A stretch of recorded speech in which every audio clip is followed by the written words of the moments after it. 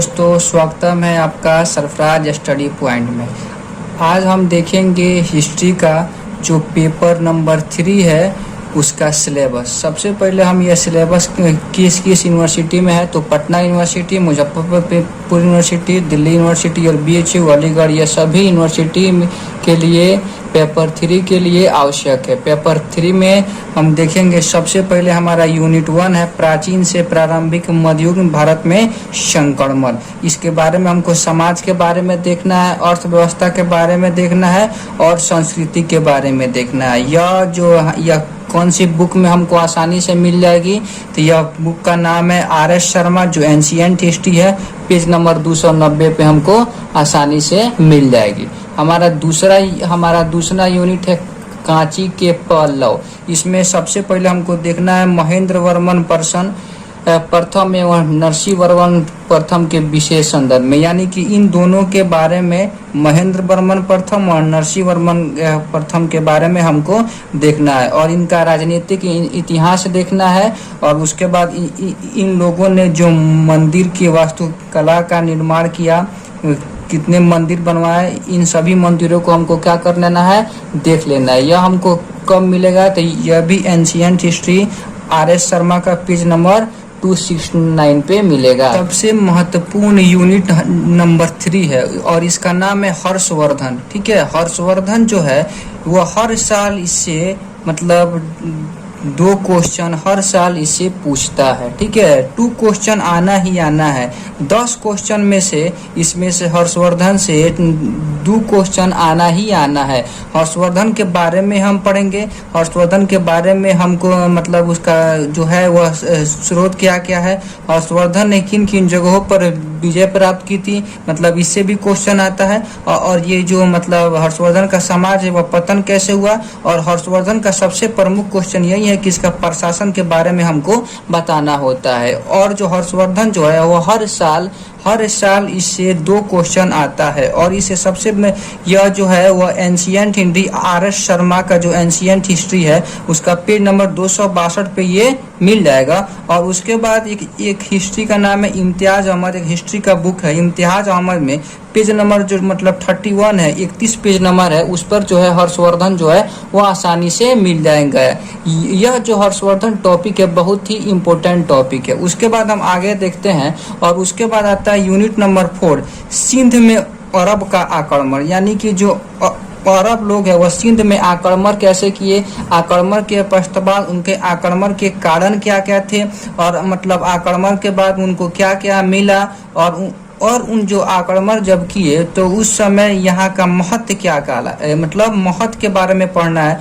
और जो है वह जो सिंध पर अरब का आक्रमण है तो दोस्तों यहाँ पे यह कौन सी बुक में मिल जाएगी तो सबसे जो हमारा हिस्ट्री का एक बुक है सतीश चंद्र का, उसका पेज नंबर 55 पर यह जो है वो आसानी से हमको पेज नंबर 55 पर हमको आसानी से मिल जाएगी। और उसके बाद जो हमारा दूसरा बुक है इम्तियाज अहमद का जो हमारा बुक है, ठीक है, इम्तियाज अहमद का जो हमारा बुक है उस पे पेज नंबर 22 से लेकर 30 तक जो हमारा यूनिट नंबर 4 है सिंध में अरब का आक्रमण, बहुत ही बेहतरीन और सुंदर तरीके से हमको ये दिया है।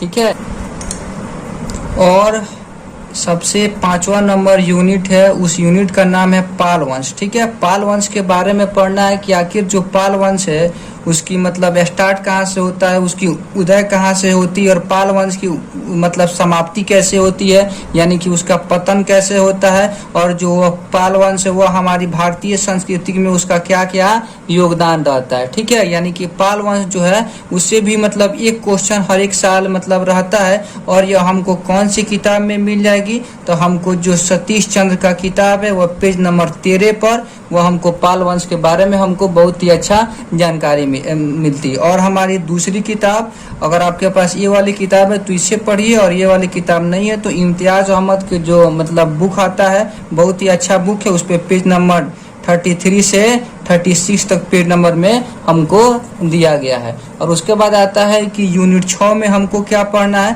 तो यूनिट 6 में पढ़ना है दक्षिण में भक्ति आंदोलन। यार दक्षिण में मतलब भक्ति आंदोलन जो हमारा भारत देश है उसमें जो हमारा भक्ति आंदोलन हुआ उसके बारे में हमको अलवार एवं नैनार के बारे में हमको पढ़ना है। और यह कौन सी किताब में मिल जाएगी? यह हमको सतीश चंद्र के बुक में मिल जाएगी। पेज नंबर 185 पर हमको आसानी से हमको खोल के देखेंगे, आसानी से हमको मिल जाएगी। और मतलब यूट्यूब पर भी बहुत अच्छा से दिया गया है। और पर ईयर यानी कि हर साल इस भक्ति आंदोलन से, यह जो हमारा भक्ति आंदोलन है, यह जो है वह हर एक साल, ठीक है, इससे हर एक साल एक क्वेश्चन मतलब हमेशा रहता है। यह भक्ति आंदोलन बहुत ही मतलब इम्पोर्टेंट है। और यह मतलब सतीश चंद्र के पेज नंबर 185 पर हमको आसानी से मिल जाएगी, ठीक है।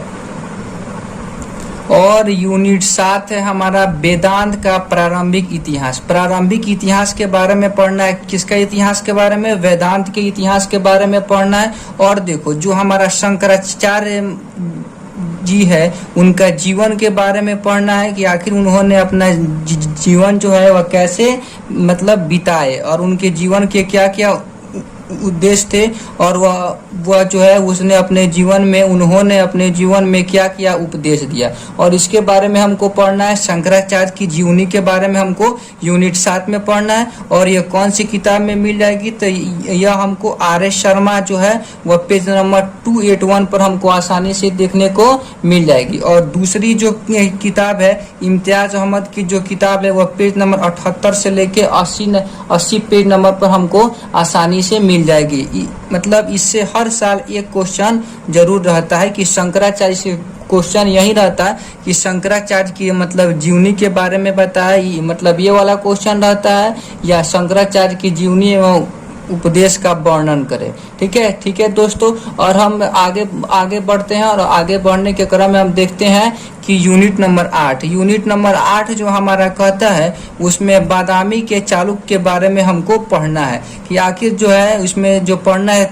त्रिपक्षीय जो संघर्ष है, चालुक्य और पल्लव के बीच जो संघर्ष हुआ, इन चालुक्य में और पल्लव में जो मतलब लड़ाई हुई उसी को हम संघर्ष, और उनके बीच जो मतलब समझौता हुआ उनके बीच, यानी कि चालुक्य पल्लव के बीच जो समझौता हुआ उसके बारे में हमको पढ़ना है। और जो उनका धर्म यानी कि उनके धर्म के बारे में पढ़ना है। और उन्होंने भारतीय इतिहास में उनका जो साहित्य है उनके बारे में पढ़ना है। और कला के बारे में पढ़ना है, ठीक है। और उसके बाद कला के बाद वास्तुकला के बारे में उनको मतलब बादामी के चालुक्य के बारे में वास्तुकला के बारे में पढ़ना है। यह हमको कौन कौन सी बुक में मिल जाएगी? तो यह हमको दोस्तों जो है आर.एस. शर्मा का जो बुक है वह पेज नंबर 26 मतलब 8 पर, पेज नंबर 26 मतलब 8 पे हमको आसानी से मिल जाएगी दोस्तों, ठीक है। सबसे हमारा लास्ट पॉइंट है यूनिट नंबर 9। इस यूनिट नंबर 9 में हमको चोल साम्राज्य के बारे में पढ़ना है, यानी कि चोल वंश के बारे में हमको पढ़ना है। इसमें मतलब क्या क्या पढ़ना है कि राजा जो चोल थे और राजेंद्र चोल है उनका कैरियर के बारे में पढ़ना है, यानी कि उनकी जीवनी के बारे में पढ़ना है, यानी कि उन्होंने कैसी मतलब जीवन व्यक्त किए, वह राजा के रहते हुए उन्होंने कैसा जीवन बिताया, और उन्होंने प्रजा को मतलब क्या क्या देख रेख की। उन्होंने बहुत सारे मतलब उन्होंने राज और राजेंद्र चोल के द्वारा, ठीक है, भारत के किन किन राज्यों पर शासन किया गया, उनके शासन के बारे में पढ़ना है, उनके जीवन के बारे में पढ़ना है, ठीक है। और उन्होंने क्या क्या हासिल किया और उसके बारे में पढ़ना है। और जो चोल साम्राज्य का जो प्रशासन है वह बहुत ही इम्पोर्टेंट है, बहुत ही महत्वपूर्ण है, यानी कि जो स्थानीय प्रशासन है उनके बारे में हमको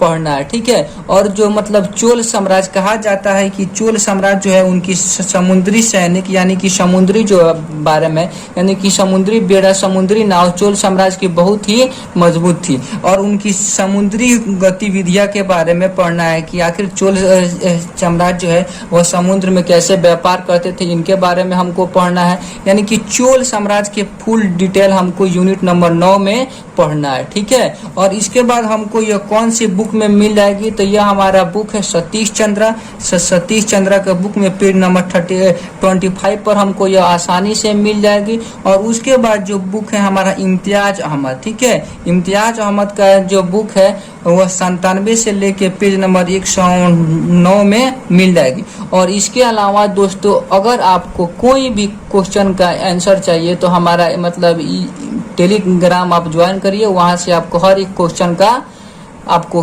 क्लास नोट्स भी मिल जाएगा और हर एक क्वेश्चन का आपको आंसर भी मिल जाएगा। Thank you.